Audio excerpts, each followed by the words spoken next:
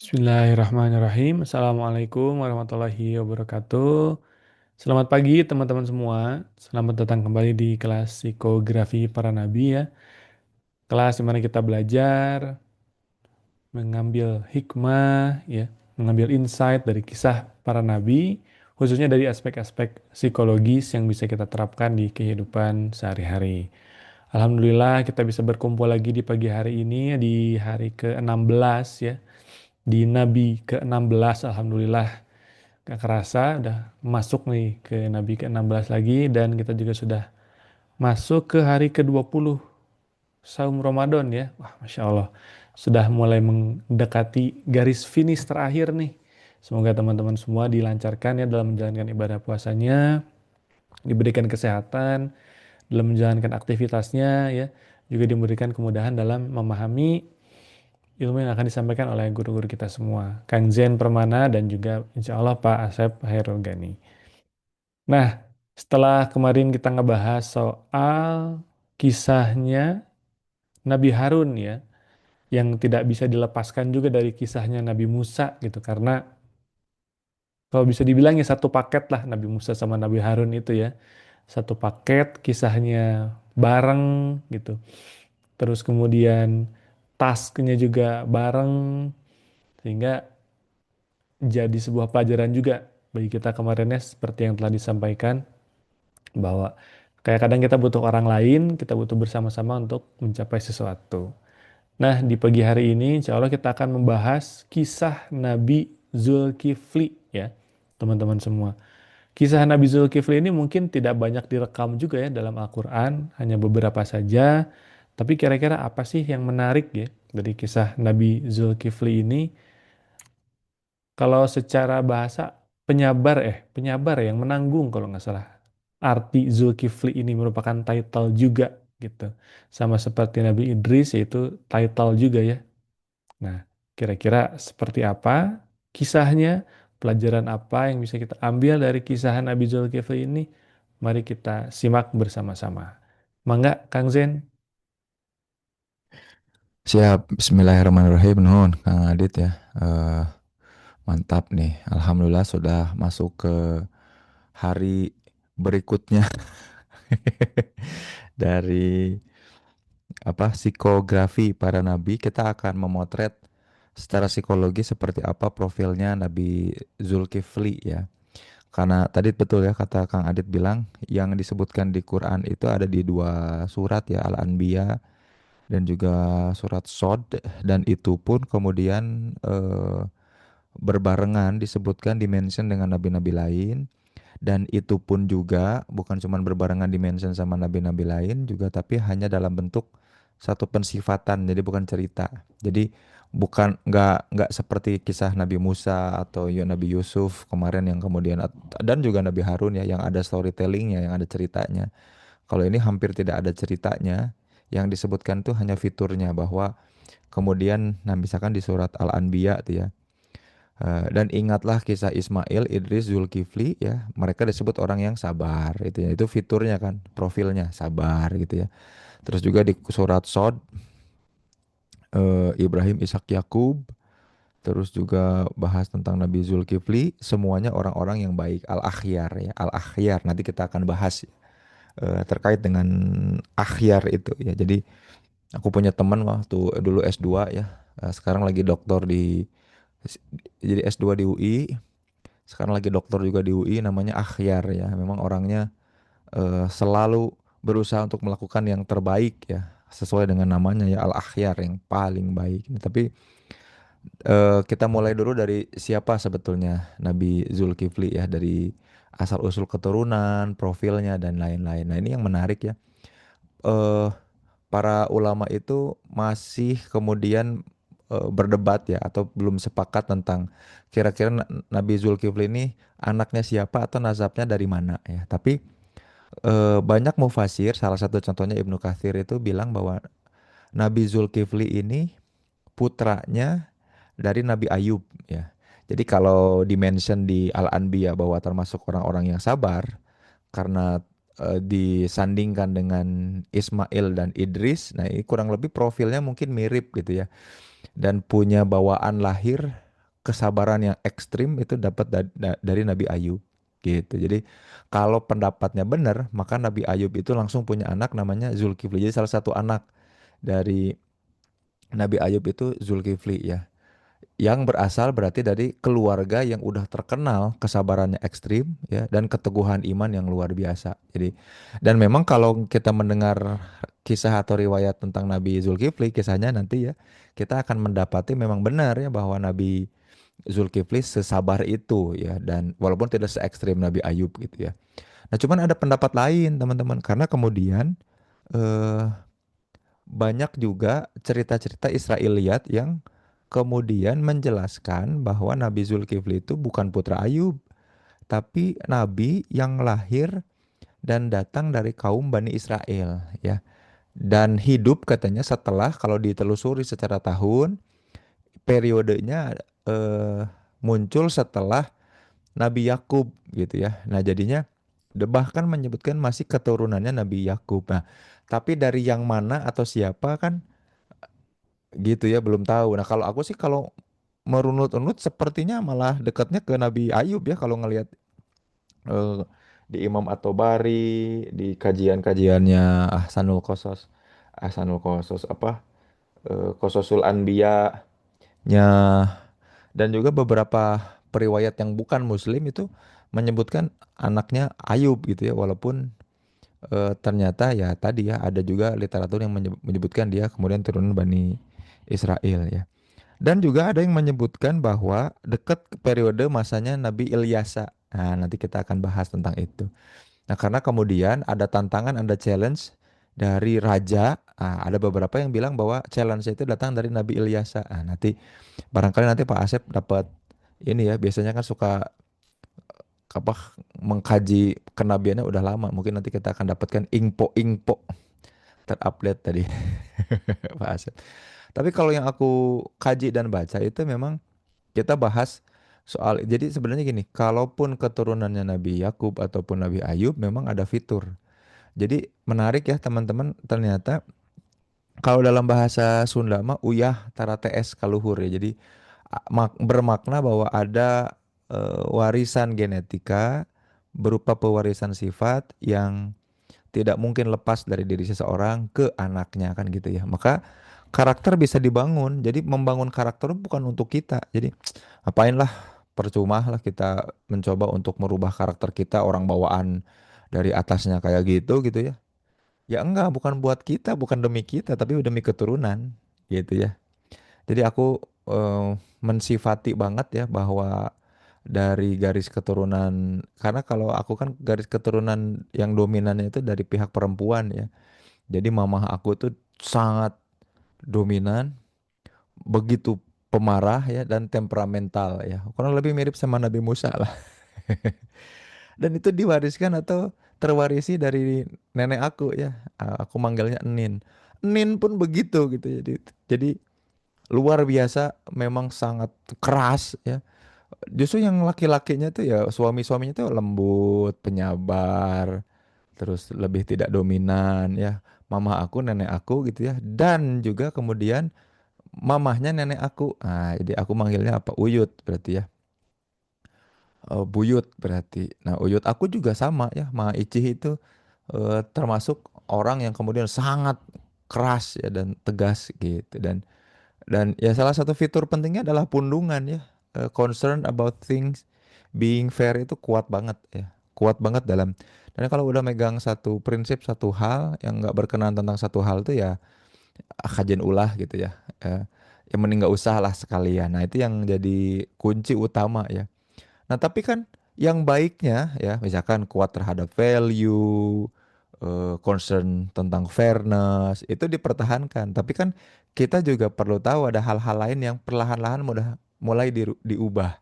Kalaupun tidak bisa diubah dan tidak punya kendali terhadap hal itu, bukan berarti jangan diusahakan. Nah, itu yang sedang aku usahakan ya. Dan sejauh ini sih sepertinya ya nggak tahu ya.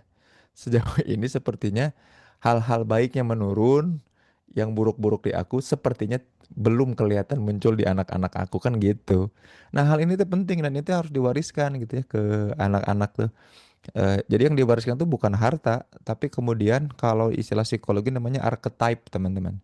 Arke ya. Jadi kalau di dalam istilah fisika mungkin ada atom ya. Kalau di istilah filsafat ada yang namanya monad. Intinya mencari partikel terkecil pembentuk struktur kemanusiaan kan gitu ya. Kalau di fisika tadi ada atom misalkan ya, atau ada quarks ya, lebih lebih lebih dalam lagi dari atom. Kalau di bahasa filsafat tuh kita punya monad ya, atau ya monad betul ya. Kalau di psikologi kita nyebutnya arke.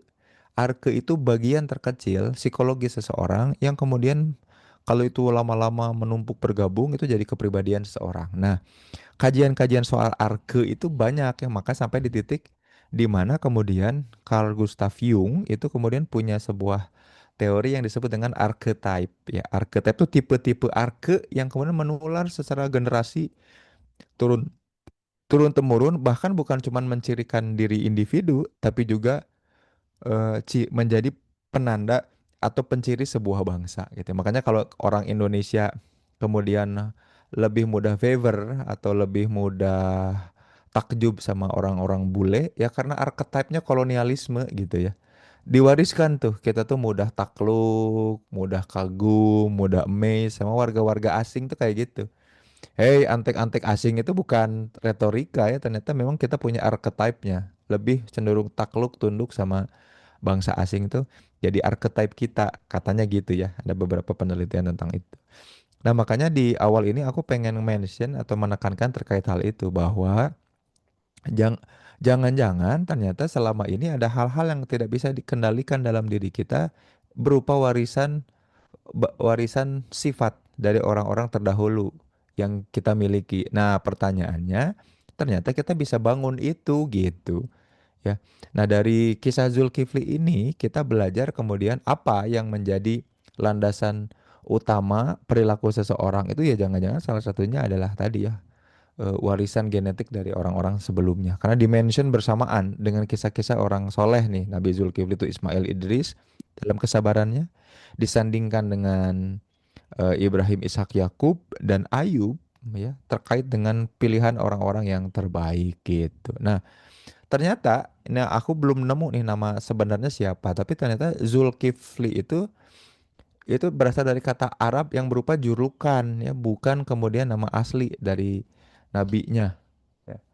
Jadi Zul itu pemilik ya, dia itu yang owning ya, memiliki owning dan kifl itu bagian tanggung jawab atau komitmen besar. Nah, jadi sempat ada simpang siur terkait dulu pernah ada Rasul itu memang Rasul sempat men-statement ya tentang sebuah hadis tentang al-kifl ya, yaitu orang yang kemudian bertanggung jawab dan punya komitmen besar. Nah, dulu santer orang-orang bilang dan mikir bahwa itu tuh kemudian adalah siapa namanya? Zulkifli ya karena ada kiflnya ya. Nah, kemudian disanggah oleh Imam Asy-Syaukani dan juga Imam Ibnu Taimiyah bahwa itu bukan kifl, itu bukan. Jadi ada kisah eh, ada seseorang pemuda dia bertanggung jawab dan lain-lain lah. Pokoknya sebenarnya orang baik, tapi memang waktu zaman itu masih normal dan berasa wajar untuk kemudian membeli membeli layanan seksual lah ke pekerja seks komersial gitu ya. Lalu kemudian dia mendapati ada seorang wanita bertransaksi, kemudian sudah ready gitu ya. Nah, pas udah mau gitu ya, udah mau melangsungkan, sudah mau terjadi, tiba-tiba nangis si perempuan terus bilang, ini sebenarnya pertama kali aku dan aku sebenarnya tidak menginginkan hal itu. Nah, si orang ini bilang, si lelaki yang disebut Al-Kifl ini bilang bahwa ya udah kalau gitu tidak usah kita lakukan itu, bawalah uang-uang atau dinar-dinar ini. Demi Allah sesungguhnya kamu jangan pernah melakukan sesuatu yang tidak kamu kehendaki. Ah, kayak gitu kata si Kifl ini. Nah, sejak saat itu si Kifl ini kemudian oleh Allah tidak diperkenankan untuk berbuat dosa lagi seumur hidupnya. Nah, beberapa mufasir, beberapa periwayat itu menganggap itu tuh Al-Kifl ini Nabi Zulkifli ya. Padahal ternyata ditemukan juga bukan ya. Jadi julukan Al-Kifl ini orang-orang yang berkomitmen dan bertanggung jawab itu julukan yang disematkan kepada orang-orang yang berani mengambil tanggung jawab, yang kemudian mau memikul dan juga komitmen, berkomitmen. Nah, apa yang dimaksud dengan komitmen?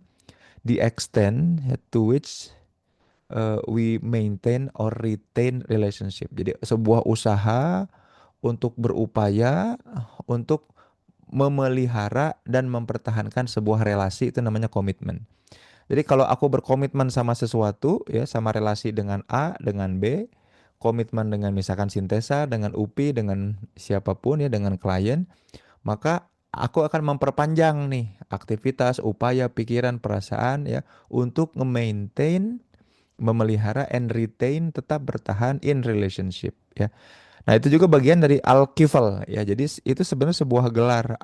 Karena balik lagi bukan ada tapi banyak orang-orang yang kemudian enggan untuk mengambil hal-hal yang seperti itu. Dan nah, Zulkifli ini dari kata Zul, dia yang owning ya, memiliki kifl ya, tanggung jawab atau komitmen besar gitu ya.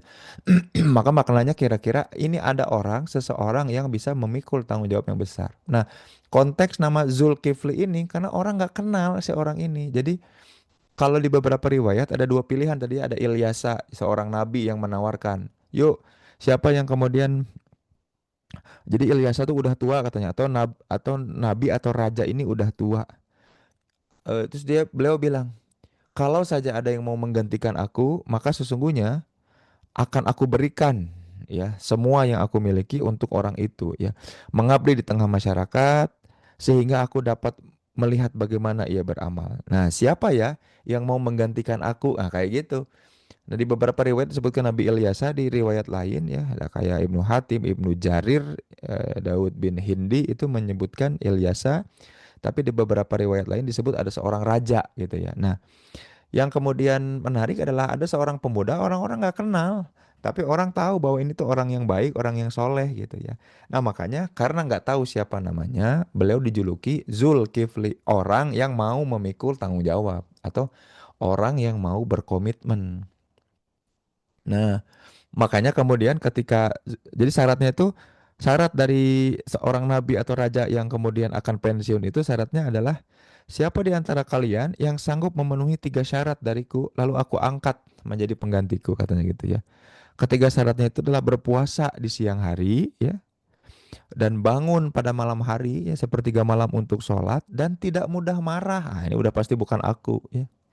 Aku mah kalau di Sintesa puas siang-siang pada saum sunnah juga, aku suka bilang ya nggak pada sopan nih aku datang ke sini saum, harusnya kita makan bersama. Nah, berarti bukan aku ya, orang yang Zulkifli itu. Bangun pada malam hari, wah hese itu mah susah ya. Bukan aku banget ya. Dan tidak mudah marah, aku mah mudah banget marah ya. I'm very easily, jadi angry easily lah, mudah sekali marah. Nah, nggak ada yang mau. Nah, jadi nggak ada yang mau. Jadi kenapa dijuluki Zulkifli? Pertama orang nggak kenal orang itu, yang kedua nggak tahu namanya siapa, dan yang ketiga dialah yang mau memikul tanggung jawab. Jadi dialah si Zul Kifli, orang yang mau mengambil tanggung jawab gitu ya. Jadi ketika ditanya kayak gitu dengan tiga syarat seperti itu, tiba-tiba ya, ada seorang laki-laki berdiri hingga sempat menarik perhatian banyak orang tuh. Laki-laki itu berkata, "Aku sanggup." Ya. Terus dia tanya ulang, "Apakah kamu sanggup melakukan bla bla bla bla bla bla yang tadi tiga syarat tadi? Berpuasa di siang hari, lalu sholat pada malam hari." Diulangi lagi pertanyaannya, diyakinkan ya. Jadi ini mah tekniknya interview ya. Mungkin semacam walk-in interview ya. Aku dulu sempat ya ikutan walk-in interview. Ternyata dikasih canceleng dan disuruh jalan di belakang mobil carry. Itu walk-in interview ya. Disuruh mintain sumbangan. Astagfirullah kelakuan ya. Nah, tapi tidak semudah itu ternyata ya. Jadi kisah terkenal tentang Zulkifli itu pada pada akhirnya ketika Zulkifli diberikan amanahnya, ya para iblis tidak bertindak, tidak tidak diam gitu ya, langsung bertindak untuk menggoda gitu ya. Nah, makanya, dan ini riwayatnya juga menarik ya, kalau pakai riwayat Israiliyat ya, kita pakai literaturnya Barat, bukan bukan dari Quran ataupun yang lain-lain. eh Raja yang dimaksud adalah raja atau nabi dari Bani Israel ya. Dan kemudian ketika ya itu tadi eh kita perlu sadar ya kalau ternyata Bani Israel ya maklum ya, karena kemarin seperti halnya Pak Asep nyatakan ya, tipenya orang Bani Israel itu yang memang malas, enggan gitu. Enggan, makanya Rasulullah tuh mengulang-ulang kalimat enggan ya, aba, itu untuk menunjukkan bahwa banyak orang yang nggak mau untuk memikul amanah itu nggak mau. Orang yang banyak orang yang nggak mau susah tuh, ya, jadi juga menarik ya. Jadi fitur yang kemudian kental dan muncul di Gen Z ya. Gen Z itu pada potensial, kerjanya bagus, tapi untuk dikasih amanah ya, dikasih status itu tuh pada nolak gitu, pada kabur. Nah, ini juga menarik ya. Makanya Rasulullah pernah menyatakan kullu ummatin yadkhulul jannah ila man aba ya. Sesungguhnya tuh semua umatku tuh masuk surga, pasti masuk surga. Kullu ummatin, sesungguhnya semua umatku yadkhulul jannah, pasti masuk surga. Nah, ila kecuali man aba, kecuali yang enggan. Karena ternyata tidak semua orang mau jadi Zulkifli gitu. Tidak semua orang mau jadi Zulkifli yang memikul ya, memikul amanah. Nah, ini yang kemudian menarik ya. Makanya kenapa kemudian Nabi Zulkifli disebut orang-orang yang sabar, karena setelah itu digoda ya, digoda sama setan ya, sama bisikan-bisikan ya untuk kemudian tidak lagi memikul amanah itu ya, supaya tidak menepati janjinya. Ya tadi sederhana, supaya tidak puasa di siang hari, sholat malam, dan juga kemudian apa tadi satu lagi teh? Sholat malam dan apa tadi teh? Marah, tidak marah. Oh, tidak marah ya. Oh, digoda terus supaya marah tuh.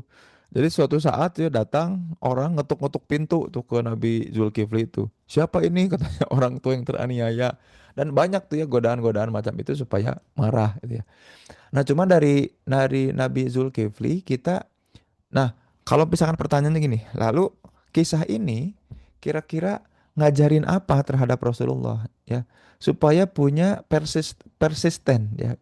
Jadi bukan cuma konsisten, kan konsisten tuh ngulang-ngulang perilaku tapi tidak bertujuan. Ini diajak supaya punya persistensi diri ya. Makanya kemudian Nabi Zulkifli itu dikenal sebagai orang yang menepati janji ya. Kalau di Big Five personality mungkin disebutnya sebagai high conscientiousness ya. Conscientiousness itu orang yang sangat bertanggung jawab ya. Nah, punya pengendalian emosi yang kuat ya, regulasi emosi yang kuat ya, karena tadi ya tidak mudah marah. Terus juga disiplin spiritual yang bagus ya, ngebangun habit yang kuat ya. Puasa siang, ibadah malam ya. Jadi ketahanan spiritualnya juga bagus. Nah, memang secara kepemimpinan dia tidak disampaikan bahwa Nabi Zulkifli itu seperti apa. Cuman pertanyaannya kan jadi gini, kita termasuk orang-orang yang enggan apa enggak ya? Atau seperti apa upaya kita untuk committed sama relasi-relasi yang kita bangun yang barangkali sudah selama ini kemudian menumbuhkan. Nah, itu juga jadi pertanyaan ya. Makanya walaupun kisahnya singkat dalam Al-Qur'an dan hanya disebut soal fitur sabar dan akhyar ya, manusia yang baik, tapi kemudian kebaikan itu nunjukin satu fitur yang krusial atau jadi fondasi utama, yaitu committed ya, komitmen, dan juga persistensi dan juga konsistensi itu ya. Jadi dikenal sama karena kesabaran, tanggung jawab, dan disiplin, tapi ngajarin Rasulullah Muhammad Shallallahu Alaihi Wasallam itu tentang itu ya. Tidak dijelaskan seberapa besar kemudian jamaahnya, apakah berhasil kemudian mengkonversi banyak orang ke Islam, ke tauhid apa enggak, tuh enggak ya. Tapi kemudian kita melihat bahwa ada orang ya tadi ya, jadi filosofinya itu ada warisan genetika yang penting untuk kita pahami dan hati-hati terhadap keengganan ya. Jadi yang seringkali menggelincirkan kita tuh memang bisikan setan terkait enggan melakukan sesuatu padahal kita bisa gitu ya.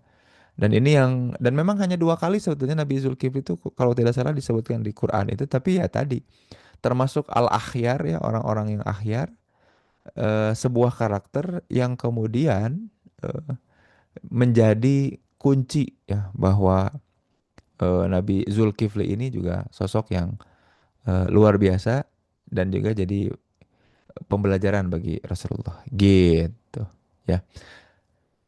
Apakah Pak Asep sudah hadir, Kang Adit? Oh, udah ya. Alhamdulillah. Nah, itu ya dari aku ya, sahabat-sahabat semua. Mari kita kemudian simak nih kisah atau sudut pandang ya tentang Nabi Zulkifli dari Pak Asep. Mangga Pak Asep, izin nyimak nih.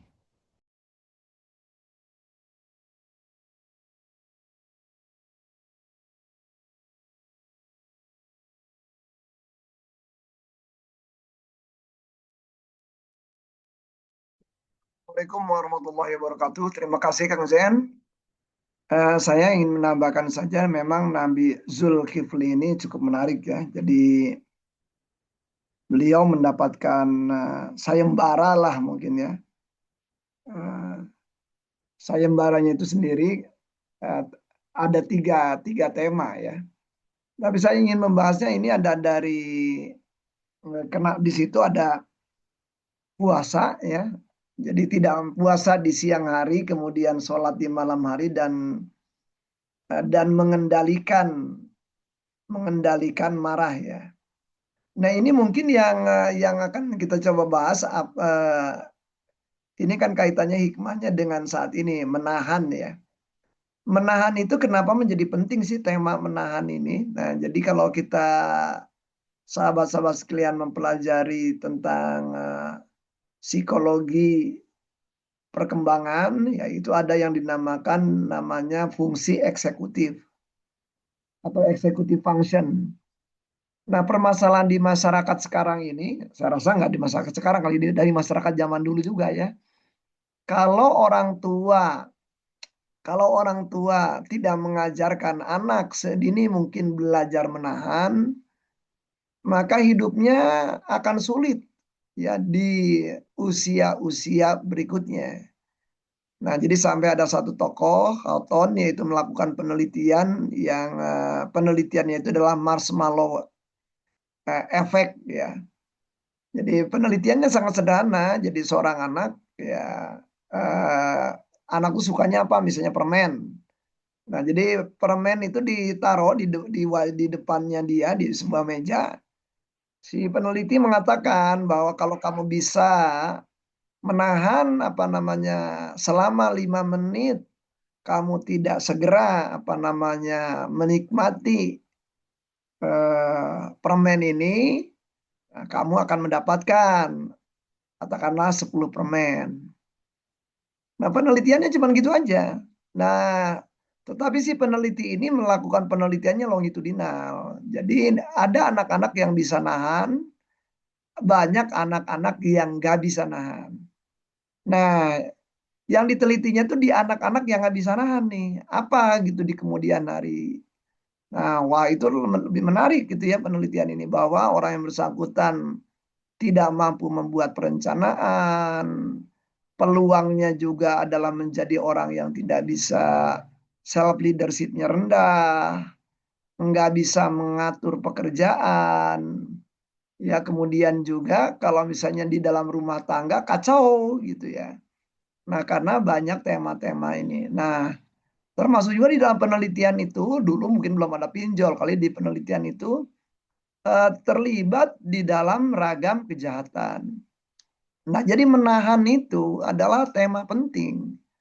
Nah, jadi bagian dari fungsi eksekutif. Nah, fungsi eksekutif itu sendiri adalah kemampuan membuat perencanaan, menahan godaan, kemudian juga adalah menyelaraskan rencana dengan tantangan-tantangan yang ada, dan terpenting adalah bagaimana kemudian mengeksekusinya. Nah, jadi banyak orang di dalam pekerjaan pun seperti itu. Jadi kalau misalnya kita bicara pinjol misalnya, kenapa ada orang-orang yang kena pinjol itu? Kalau kita ngamatin, umumnya orang-orang yang kena pinjol itu nggak bisa nahan godaan gitu. Jadi ada kelemahan di dalam fungsi eksekutif. Nah, sehingga itu ada jenis disorder baru tuh yang namanya executive function disorder. Nah, karena udah kolot lah disorder. Tapi kalau kanak-kanak mungkin masih defisit. Kalau defisit berarti masih bisa dididik, masih bisa dilatih. Nah, ada satu tokoh. Jadi kalau Nabi Zulkifli kita amati dari sudut ini, Nabi Zulkifli adalah yang menjadi raja karena menang dari sebuah sayembara. Nah, di situ ada kalimat menahan marah. Nah, ini mungkin ini karena diksi ya, karena bahasa. Sebenarnya mungkin kalau pakai bahasa yang tepat yaitu sebenarnya adalah mengelola emosi marah. Mengelola emosi marah tuh marah tuh sama dengan emosi-emosi lain. Sifatnya adalah netral. Jadi marah, sedih, kecewa, pilu, senang, riang, gembira. Pada dasarnya semua emosi itu netral aja. Selama adalah cocok dengan situasi. Jadi kan definisi emosi itu kan respon terhadap situasi. Nah, di dalam respon terhadap situasi, misalnya Kang Zen diambil barangnya oleh seseorang. Nah, otomatis di situ kan berarti ada ada martabat Kang Zen pada saat itu adalah terancam. Nah, apa emosi yang tepat dalam kondisi kayak gitu? Ya marah. Marah itu emosi yang tepat. Nah, cuman problemnya yang kita persoalkan di dalam ayat-ayat Quran itu bukan emosi marahnya, tetapi cara mengekspresikan marahnya. Nah, jadi yang perlu dilatih itu bukan marahnya, bukan. Kalau marahnya mah udah alamiah, nggak diajarin dari sana. Semua orang dari sananya alamiahnya udah ada emosi-emosi itu. Nah, mungkin tantangannya di dalam tema-tema emosi apapun adalah bagaimana berespon yang tepat. Jadi bagaimana berespon yang tepat ya sehingga yang menerima jadi pihak yang menerimanya tahu kekeliruan, sadar kekeliruan gitu. Nah, inilah yang barangkali edukasinya di sana. Nah, Nabi Zulkifli ini ya kalau saya mempelajari adalah orang yang tahu bahwa martabat atau harkatnya itu terlanggar, tetapi ia mampu mengekspresikannya dengan cara yang tepat. Kira-kira begitu. Nah, ini yang mengekspresikan dengan cara yang tepat ini perlu pendidikan, perlu latihan, perlu ada mentornya, perlu ada yang ngajarinnya. Nah, sampai seorang tokoh Yahudi, psikolog ya, namanya John Gottman itu membuat tulisan yang judulnya adalah Emotional Coaching. Ya, jadi ada buku judulnya itu adalah Coaching. Jadi eh, Emotion Coaching Parent. Nah, di situ jadi keterampilan orang tua, bagaimana orang tua menjadi pembimbing, menjadi pamong bagi perkembangan emosi anak. Nah, di situ ada 4 jenis. Ada orang tua tuh yang dismissing emotion, ada disapproval emotion, kemudian juga ada laissez-faire emotion, dan ada satu lagi adalah coaching, emotion coaching parent. Nah, jadi tantangan kalau menurut saya kenapa Nabi Zulkifli bisa demikian? Ingat, siapa ayahnya Nabi Ayub? Nabi Ayub itu kan wah, udah teruji itu.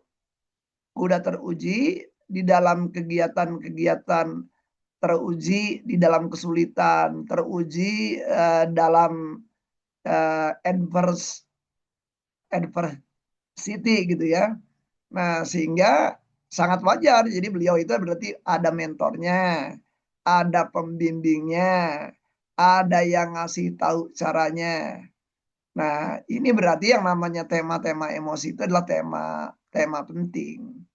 Nah, kalau kita pelajari misalnya nantinya kita lihat misalnya di dalam kisah Nabi Musa, kan Nabi Musa itu godaannya di dalam cara mengekspresikan emosi, beda dengan Harun gitu. Sampai beliau itu kan melakukan tindakan brutal lah gitu ya, sampai dicari-cari gitu karena melakukan sebuah tindakan yang menyebabkan seseorang menjadi meninggal dunia. Nah, ini barangkali menjadi pembelajaran bagi kita.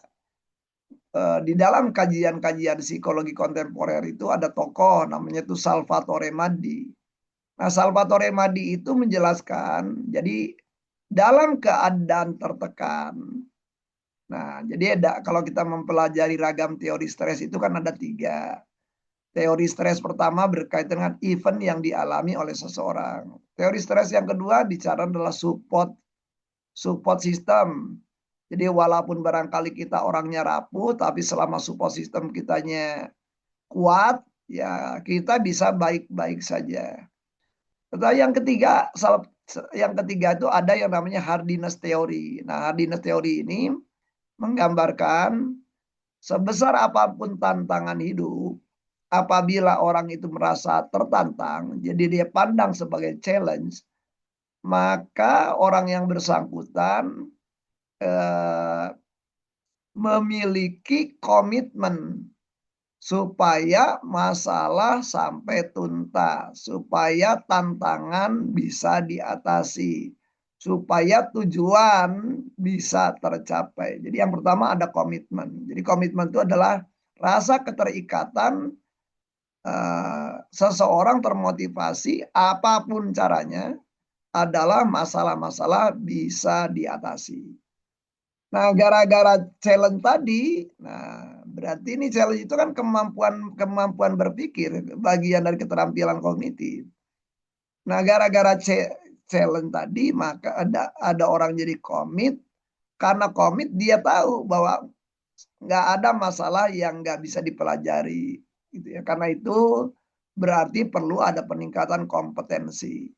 Nah, kompetensi itu berarti perlu berlatih, perlu ada mentor, perlu ada coachnya gitu ya, sehingga orang bisa mengatasi ragam persoalan-persoalan dalam kehidupan. Sehingga responnya jadinya menjadi luas. Nah, jadi kalau orang langsung ngomel, berarti kan responnya nggak luas. Dia berarti nggak punya pilihan banyak respon. Nah, kenapa nggak punya pilihan banyak respon? Ya nggak banyak belajar, jadinya gampang cemas, gampang panik gitu ketika ada persoalan-persoalan yang muncul. Nah, dengan adanya mentor, dengan adanya coach, maka peluangnya ada C yang berikutnya, yaitu confident. Nah, confident itu adalah feel able to do. Jadi Kang Jen punya anaknya belajar naik sepeda roda 3 awalnya. Setelah sepeda roda 3 bisa, dibeliin sama Kang Jen sepeda roda 4. Karena roda 2-nya gede, roda 2-nya lagi itu ada ya yang di belakang itu ada kan nempel aja kecil-kecil supaya seimbang. Kelihatan sama Kang Jen ini kayaknya anak udah bisa, dilepasin lah tuh sepeda roda 2 yang kecil-kecilnya. Si anak masih canggung di situ. Nah, canggung itu, kata Kang Jen nih, perspektifnya orang tua kayaknya udah bisa nih anak nih sebenarnya nih udah imbang nih, udah bisa jaga keseimbangan. Kata pengamat, tapi kata yang bersangkutan belum tentu. Nah, karena itu yang bersangkutan bisa bilang, jagain aku dong, gitu ya. Nah, jadi artinya adalah orang bersangkutan belum feel able to do. Walaupun bisa jadi bagi pengamat dia sudah kompeten. Nah, jadi antara kompeten dengan confident, kadang-kadang kompeten datang duluan, tapi confident datangnya belakangan. Nah, sehingga bimbingan, support menjadi penting. Nah, ini juga barangkali disintesa gitu ya. Disintesa, Kang Adit mendapatkan tugas dari Teh Fitri. Berdasarkan cara berpikir Teh Fitri, masa sih yang kayak ginian nggak bisa gitu. Nah, pastinya bisa. Kang Aditnya ragu gitu, karena ragu gitu ya, diem aja. Nah, berarti ragu itu problemnya adalah di confident gitu. Confident itu tadi perlu bimbingan, perlu support. Nah, jadi banyak orang nggak cukup gitu kompeten doang. Nah, karena barangkali confident diperlukan. Nah, confident sayangnya ya tadi hanya hadir karena ada bimbingan, ada arahan, ada penguatan gitu ya, ada dukungan. Nah, jadi kalau kita mempelajari dari kompetensi Nabi Zulkifli ini, enggak tiba-tiba, hasil pembelajaran cukup panjang, dan kita tahu adalah mentornya adalah Nabi Ayub yang teruji gitu dalam ragam tekanan yang paling sulit. Orang yang tadinya di titik zenit kemudian ambruk ke titik ternadir-nadirnya gitu. Jadi artinya teruji itu. Jadi kalau di dalam kesulitan teruji, coping behavior-nya teruji, resiliensinya teruji.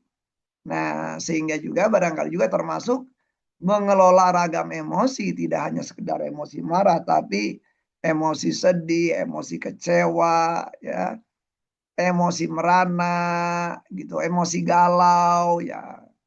Semua emosi-emosi yang sifatnya adalah hot, emosi yang tidak menyenangkan, Nabi Ayub mampu mengatasinya, mampu memfasilitasi emosi itu dan mampu melakukan regulasi atas emosi itu. Nah, jadi kalau kita belajar dari Nabi Zulkifli ini, ingat beliau itu anak siapa? Berarti ayahnya mentor terbaik sehingga beliau adalah mempunyai keterampilan-keterampilan hidup yang cukup sulit sebenarnya. Nah, kalau Kang Jen tadi bicara generasi, kalau saya termasuk orang barangkali Kang Jen nggak begitu percaya tuh sama teori generasi itu. Saya termasuk orang yang barangkali menentang karena orang Baduy mau dia generasi apapun gitu-gitu aja tuh. Jadi kalau teori generasi itu benar, maka itu berlaku untuk orang Baduy gitu harusnya. Orang Baduy kita nggak ketemu tuh, misalnya apakah anak anak generasi Z-nya anak Baduy gitu, misalnya apakah kayak strawberry gitu, nggak juga tuh. Anak 15 tahun anak Baduy bisa mengalahkan Kang Adit punya uang 50 juta untuk bangun rumah. Saya nggak yakin Kang Adit ya punya uang segitu gitu. Orang baik dulu loh Kang Adit sama anak 15 tahun loh. Anak 15 tahun punya uang 50 juta dan bangun rumah. Ya, artinya apa? Jadi berarti sama aja gini Kang Jen. Di generasi saya nih kan baby boomer nih. Ada juga yang strawberry mah gitu. Jadi strawberry atau tidaknya orang itu bukan gara-gara generasi X, generasi Y, generasi Z, generasi milenial. Kalau bagi saya bukan. Tetap aja bagaimana dia diasuh, bagaimana dia dibesarkan, bagaimana dia dikembangkan. Dapat skema enggak? Kalau nggak dapat skema sama aja. Generasi saya juga banyak Kang Jen yang apa namanya yang nggak bertanggung jawab banyak gitu ya. Nah jadi nggak ada bagi saya karena apa? Harusnya kalau teori itu benar berarti berlaku di orang Baduy, berlaku di apa namanya masyarakat-masyarakat tradisional. Ternyata enggak tuh. Misalnya kalau misalnya saya main ke daerah Ciptagelar, main ke daerah Suku Samin, main misalnya saja di beberapa etnik-etnik yang masih seperti Baduy gitu ya, kan cukup banyak gitu. Katakanlah main ke daerah Kubu, ke orang Rimbo gitu ya. Nggak berlaku itu teori generasi tadi itu. Jadi kembali teori yang paling benar itu adalah seberapa lingkungan memberikan nurturing ya, memberikan pelatihan, memberikan bimbingan. Jadi kalau nggak dapat bimbingan, mau generasi baby boomer tetap aja nggak bertanggung jawab juga gitu. Dan itu kelihatan gitu. Nah, bahwa setiap generasi itu adalah punya tantangannya masing-masing, saya sepakat gitu ya. Nah, karena kenapa saya bisa mengatakan begitu? Kembali gitu. Orangnya dapat arahan dari siapa, orangnya dapat bimbingan seperti apa. Generasinya Z banyak juga orang-orang yang bertanggung jawab, bisa diandalkan. Kalau kita lihat, oh wajar dia dapat bimbingan yang cukup bagus dari orang tuanya, yang cukup mumpuni dari orang tuanya. Orang tuanya hadir ngebimbing dalam keterampilan-keterampilan sosial. Nah, jadi mungkin kalau kita ngamatin di anak-anak generasi tertentu yang memang sudah banyak gadget, saya pikir bukan gadget yang keliru kali ya. Yang kelirunya adalah orang tua tidak hadir memberikan dampingan. Sehingga kompetensi-kompetensi sosialnya tidak terasah sempurna. Nah, karena itu di orang-orang yang barangkali tidak kena gadget, di masyarakat-masyarakat tradisional, ya, mereka kan tetap tuh ada aktivitas, ada penyiapan orang, orang dididik day to day, kemandiriannya diasah. Sementara di masyarakat kita sekolah panjang, sekolah lama, mandiri enggak gitu Kang Jen. Nah jadi tanpa disadari ada satu tokoh namanya Paulo Freire ya, orang dari Amerika Latin yang menulis The Schooling Society, dan itu banyak benarnya sebenarnya. Jadi sekolah itu bukan membuat orang makin mandiri, tetapi makin membuat orang lambat mandirinya. Ya, karena banyaknya sekolah sekarang tuh sekolah itu jadi ada konsep, kalau di dalam ajaran Islam itu kan konsep ba'ah ya. Ba'ah itu kalau kamu katakanlah orang yang akan nikah itu apakah sudah ba'ah atau belum. Ba'ah itu berarti mempunyai kesiapan untuk menikah atau enggak. Nah, kesiapan untuk nikah itu kalau kita preteli ujung-ujungnya tadi semuanya adalah apakah kita menyiapkan anak, menyiapkan generasi berikutnya itu sendiri siap gitu untuk menerima kemandirian. Nah, sayangnya orang tua banyak fokusnya memilih sekolah, Kang Jen. Sekolahnya, oh sekolahnya keren. Bukan kompetensi apa yang benar-benar jadi bagian dari diri anak yang bikin keren. Jadi saat ini kalau kita ngamatin data di pengadilan agama 500.000 di tahun 2025, 500.000 pria ya digugat cerai. Itu yang dikabulkan. Yang tidak dikabulkannya cukup banyak. Ya, mungkin ada sekitar 800 ribuan tuh. Sementara perempuan yang dicerai talak hanya 150 ribuan. Artinya adalah bahwa banyak laki-laki, kalau data-data di pengadilan agama itu adalah memang tidak layak jadi suami gitu. Tidak ba'ah tadi. Mereka pendidikannya keren-keren, S1, S2. Nah, tetapi kalau sama orang Baduy, walaupun tidak berpendidikan, ba'ahnya tercapai. Nah, jadi ini yang barangkali kayak Al-A'raf 179 ya. Orang dikasih mata, dikasih telinga, dikasih kecerdasan, tetapi mata, telinga, kecerdasannya tidak dimanfaatkan. Nah, kita tuh sekarang ketemu dengan generasi begitu, Kang Jen. Nah, jadi artinya adalah makanya seperti kala an'am jadinya. Seperti binatang ternak. Binatang ternak itu kan pasif. Ya, saya sebagai peternak domba Garut, jadi tahu banget tuh. Domba Garut, ya mau makan ya harus ada rumput yang ditaruh di situ. Mau minum harus ada air ditaruh di situ. Mau bersenggama ya dengan bikang ya harus disiapin bikangnya. Nah, jadi itu kita sedang berada dalam kala an'am ini, Kang Jen. Jadi tantangan kita itu adalah itu. Jadi artinya banyak orang yang nggak punya gitu perencanaan hidup gitu ya. Dan dia terlalu lama oleh orang tua itu adalah dicebokin, terlalu lama dilindungi, terlalu lama dijagain gitu ya. Nah, ini yang barangkali juga kalau saya ngamatin adalah yang menyebabkan mereka menjadi kayak stroberi tadi gitu. Nah, jadi artinya adalah bukan generasinya tetapi pola asuh orang tuanya yang menyebabkan generasi-generasi tertentu itu ya kayak stroberi ini.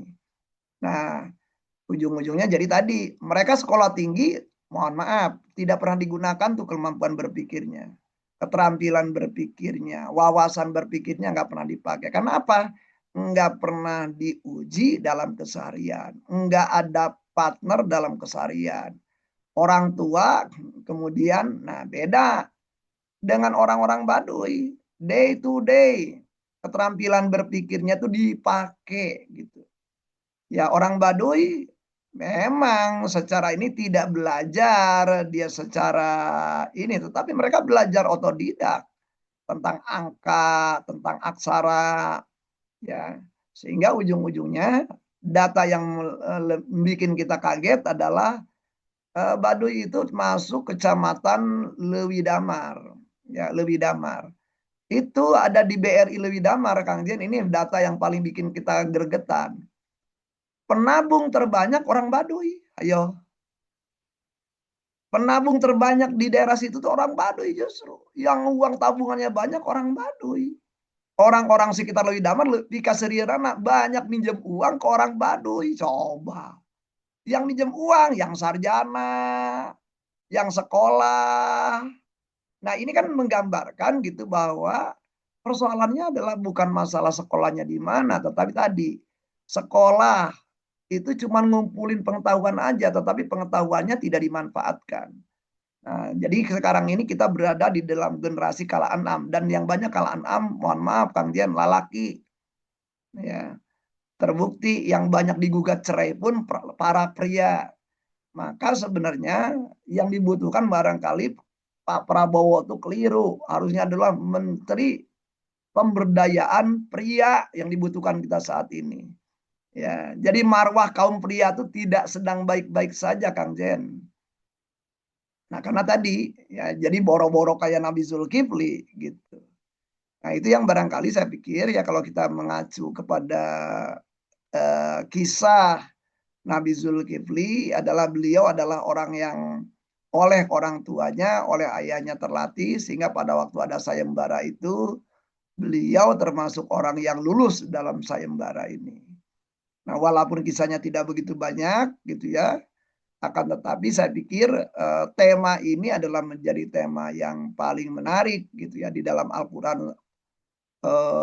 Al-A'raf 176 179 itu kan benar-benar neraka jahanam adalah bagi orang yang kan begitu. Nah, ciri-cirinya itu yang tadi dan sempat digubah menjadi sebuah lagu ya oleh Taufik Ismail. Syairnya dinyanyikannya oleh Bimbo kan itu. Bermata tapi tak melihat, bertelinga tapi tak mendengarkan gitu ya. Dan itu sebenarnya nggak usah nunggu neraka di akhirat kelak. Di dunia pun orang-orang yang otaknya nggak dipakai, matanya nggak dipakai, telinganya nggak dipakai gitu ya. Kecerdasannya dia kuliah walaupun tinggi tetapi nggak pernah dipakai gitu. Nah, ini yang barangkali membuat ya orang-orang ini menjadi sengsara. Kalau kita ngamatin, siapa pelaku-pelaku pinjol, Kang Jen? Apakah orang-orang yang dengan pendidikan rendah? Enggak.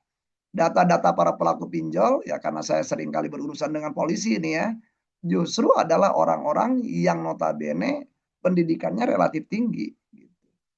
Nah, jadi ini adalah kita berada di tidak imbang antara pengetahuan dengan kemampuan menahan godaan. Nah, dan menahan godaan adalah tema yang perlu dilatihkan. Melakukan executive function seperti Nabi Zulkifli adalah sesuatu yang tidak serta-merta muncul gara-gara orang itu di usianya udah 18, udah 19. Mau 22, 23, 24, 25, kalau tidak dilatih tetap ketinggalan. Nah, jadi teman-teman, ini tantangan bagi kita semuanya. Artinya adalah berlatih, mendapatkan mentor, mendapatkan coach, bahkan kita sendiri barangkali mencari coach yang tepat adalah penting kita lakukan. Demikian sekedar tambahan dari apa yang disampaikan oleh Kang Zen. Assalamualaikum warahmatullahi wabarakatuh. Waalaikumsalam warahmatullahi wabarakatuh. Hatur nuhun pisan Pak Asep. Kata kuncinya tadi menahan ya. Gimana menahan itu jadi dasar yang perlu kita kuatkan gitu untuk mengontrol diri dan juga membangun kemandirian. Nah, sebelum kita akhiri teman-teman, mumpung masih ada waktu, barangkali ada yang ingin bertanya seputar kisah Nabi Zulkifli ini. Baik, ada Teh Dini. Silakan Teh Dini, boleh langsung open mic aja. Oke, terima kasih Kang Adit. Bismillah, Pak Asep. Punten mau tanya tadi seputar pembahasan pola asuh tuh menarik banget karena saya kebetulan guru SD dan memang ngelihat anak-anak tuh ya mungkin ada beberapa orang tua juga yang masih harus belajar juga gitu. Nah, tapi pertanyaan saya tuh ingin tahu peran sebagai guru itu apakah bisa mengganti peran orang tua atau enggak? Karena kalau saya pernah baca itu di bukunya eh bukunya Ki Hajar Dewantara itu kan ada beberapa hal yang memang nggak bisa digantikan oleh guru, terutama tentang apa yang namanya peran-peran pesan-pesan moral mungkin yang kayak gitu datangnya dari orang tua. Nah, tapi orang tua tuh sekarang mengembalikan itu ke sekolah. Jadi kayak malah saya yang dituntut untuk ngajarin itu ke anak-anak dan kalau mereka enggak menampilkan moral yang baik di rumah, gurunya yang salah gitu. Itu teh harusnya gimana dan bagaimana juga cara saya untuk mengingatkan ke orang tua gitu. Ya, gini, masalahnya gini, saya itu lulusan sekolah pendidikan guru tadi nih. Saya lulusan sekolah pendidikan guru SPG Negeri 1 Setiabudi Jakarta. Ya. Nah, jadi karena saya guru, jadi saya dulu ini, jadi saya gini, guru berapa menit sih? Guru itu guru SD itu dulu ya, itu kan hanya dari jam 7 sampai jam 12. Dari jumlah jam saja, itu hanya 5 jam. Jadi 5 jam. Nah, berarti anak pulang ke rumah jam, katakanlah dijemput sama orang tuanya dari jam 12 sampai besok jam 7 lagi. Nah, berarti ada 19 jam di rumah. Nah, artinya gini, pembelajaran kita di sekolah itu, misalnya saya mengajarkan minum yang baik anak-anak adalah minum itu sambil duduk. Si guru mengatakan begitu. Di rumah orang tuanya minumnya sambil diri. Si anak, wah, karena baru belajar, ayah, kata bu guru atau pak guru, minum itu sambil duduk. Si ayah tersinggung. Ya, gurumu belum banyak belajar aja itu ngomong kayak gitu. Coba tuh. Kan jadi hasil pembelajaran tuh banyak yang kemudian hilang. Karena apa? Tidak sinkron antara orang tua dan guru.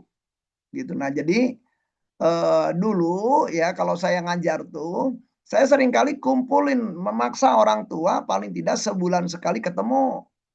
Apa? Kita tuh kasih tahu, bapak-bapak, ibu, dalam sebulan ke depan tuh saya akan mengajarkan moralitas tuh ini. Saya akan mengajarkannya dengan cara kayak gini. Nah, itu kan karena di sekolah waktunya terbatas. Tapi kalau di rumah, Bapak dan Ibu tolong ajarkannya dengan cara seperti ini. Supaya kita sinkron. Nah, anak-anak nanti akan diminta membuat apa namanya peta silsilah keluarga. Jadi mohon maaf, berarti Bapak dan Ibu tolong ya, Bapak Ibu cari dulu informasinya.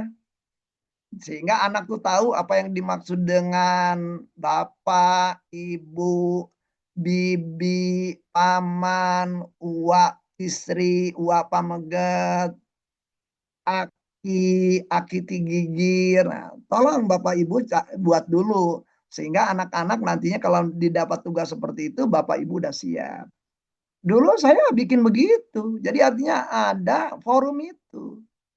Nah, sehingga jelas mana porsi kita di sekolah, mana porsi di rumah. Nah, jadi dialog itu yang saya pikir perlu gitu. Nah, jadi jangan sampai semua nggak logik juga dari segi waktu aja. Walaupun ada yang namanya full day school. Full day itu dari jam 4 tuh, sampai pulangnya jam 4 anak tetap aja. Walaupun dari jam 7 sampai jam 4 cuma 9 jam. Berarti 15 jamnya tetap di rumah. Gitu. Nah, artinya kan apalagi kalau yang namanya hari Sabtu Minggu 24 jam. Nah, jadi artinya dari segi totalitas saja, totalitas waktu anak lebih banyak di rumah. Nah, berarti di sini apa yang perlu dilakukan oleh kita sebagai guru, bikin misalnya anak kelas 1 tuh harus bisa apa aja sih kompetensinya. Pengelolaan emosinya tuh harus seperti apa sih? Cara ngajarin supaya dia tahu nama emosi kayak gimana, dan wajib dicek. Nah, saya pernah ngebantu lah beberapa sekolah-sekolah keren gitu ya untuk bikin begitu. Jadi kalau kita pada waktu penerimaan siswa baru itu yang dicek itu adalah kompetensi awalnya kayak gimana. kompetensi kognitifnya gimana, kompetensi pengelolaan emosinya seperti apa, kompetensi sosialnya seperti apa, kompetensi katakanlah skolastik nantinya bahasanya seperti apa, kaitannya dengan aritmetikanya seperti apa, kaitannya dengan kemampuan logikanya seperti apa. Nah, kemudian kemampuan fisiknya seperti apa, semuanya diukur dulu gitu. Nah, sehingga guru tuh punya, oh si Asepma nih kemampuan fisiknya oke, tetapi kemampuan bahasanya nih kurang. Nah, jadi kita tuh punya rapot pribadi begitu sebenarnya. Nah, sayangnya mohon maaf nih, guru saat ini lebih fokusnya kepada target kurikulum, kemudian pekerjaan-pekerjaan administratif, ya. Sehingga boro-boro guru apa sempat lihat kemajuan si anak satu demi satu, apalagi kalau mendapatkan beban dari orang tua seperti itu. Nah, jadi kalau saya sih ngelihatnya, yuk duduk bareng. Jadi jangan dibebankan oleh Anda sendiri juga. Berarti Anda perlu ngobrol dengan katakanlah prinsipalnya, kepala sekolahnya gitu ya, sehingga Anda menjadi tahu persis titik itu adalah titik bersama. Nggak bisa. Nah, jangan sampai orang tua dan guru itu jangan sampai orang tua itu memandang guru itu seperti tukang laundry. Orang tuanya boleh ngotorin anak, gurunya yang wajib bersihin anak. Nah, itu yang terjadi. Nah, kalau itu yang terjadi, kita berada dalam kiamat sugro jadinya gitu. Di dalam kiamat peradaban kita. Nah, cilakanya banyak orang tuanya boleh salah, anaknya harus soleh. Banyak yang gitu. Karena itu saya masukkan ke sekolah Islam terpadu. Waduh. Itu saya ngamatin di sekolah-sekolah Islam terpadu tuh guru-gurunya terbebani gitu. Sementara orang tuanya lobanut yang keliru gitu. Justru kalau dia masukin sekolah Islam terpadu, orang tuanya juga wajib Islami pada waktu di rumah. Nah, ini saya tadi ini sekedar cerita aja ya. Di Jakarta Selatan itu di daerah Kebayoran Lama itu ada sebuah sekolah yang favorit. Sekolah itu cuman ini aja, ada seorang ya orang keren lah ya, profesor, dia bikin taman kanak-kanak. Nah, taman kanak-kanaknya ini ya cuma 3 lokal, jadi maksimum 45 orang. Peminatnya sampai 1000, bingung dia. Ini Kang Asep gimana nih, peminatnya banyak banget. Yang harus ditesnya apa? Saya bilang, sebentar nih Prof, saya akan ukur dulu deh alumni-alumni ini, coba dikasih tahu alumninya. Ya bisa saya telusuri. Saya telusuri lah sampling 10 orang. Saya mantan alumni nih, alumni taman kanak-kanak, alumni PAUD-nya gitu kan. Saya lihat nih, di dalam lapornya anak ini kan masih ada tuh ya, salinan rapornya di sekolah. Oh, dia tuh bisa anu. Saya cek ketika SD, banyak bacaan sholatnya juga jadi pada lupa, banyak adabnya juga jadi pada nggak ada. Saya ngecek, kamu kan dulu belajar ini nilai kamu bagus. Iya Pak, tapi saya juga ngapain belajar agama di rumah juga nggak percuma. Saya ibu bapak saya juga nggak sholat. Ini. Jadi banyak. Akhirnya saya mikir kayak gitu. Kalau gitu yang direkrut, yang diseleksi bukan anak yang akan dididik. Yang diseleksinya adalah orang tuanya. Nah, jadi waktu itu saya bikin gila aja. Jadi 45 itu adalah dicari 45 terbesar yang orang tuanya hafal juz amma. Jadi juz amma tuh jadi patokannya. Bisa menyelenggarakan sholat jenazah. Bisa melakukan sholat gerhana. Yang orang jarang itu ya, yang jarang-jarang bisa nggak dia? Nah, lumayan itu. Setelah diseleksi kayak gitu, itu kan berkurang tuh orang.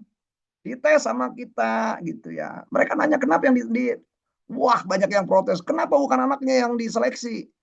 Percuma, yang kita akan didik itu anak. Kita mencari mitra yang ada di rumah. Mitranya itu adalah orang tua. Jadi kalau orang tuanya juga nggak bisa jadi mitra kita, percuma. Lumayan tuh setelah itu. Jadi kita dapat 45 orang tua yang juga bisa jadi contoh dan teladan di rumah dan bisa menjadi mitra kita.